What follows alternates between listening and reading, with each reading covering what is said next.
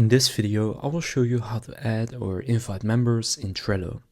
So there's two ways to do this, and the first one, then the member will be able to see everything in Trello, so all of your workspaces and boards and stuff like that.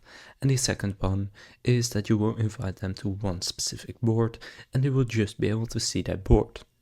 Now for the first option, just go to Trello and go to the home screen, and then under your workspace, just click on the drop down, and here you will see members, so just go and click on that, and then here click invite workspace members, and here enter their email address.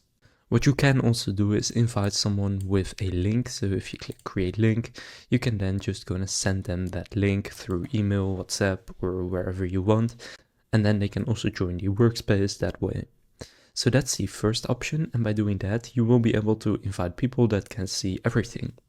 Now, if you want to invite people to one specific board, then just go to that board, for example this one, and then inside of the board, you want to click share in the top right, and then here you can share it with a link, or again, you can enter their email address or name, and you can choose if it's a member or observer.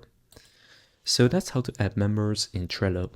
If this video was helpful, please consider leaving a like and subscribing to my channel. With that being said, I will see you in the next video.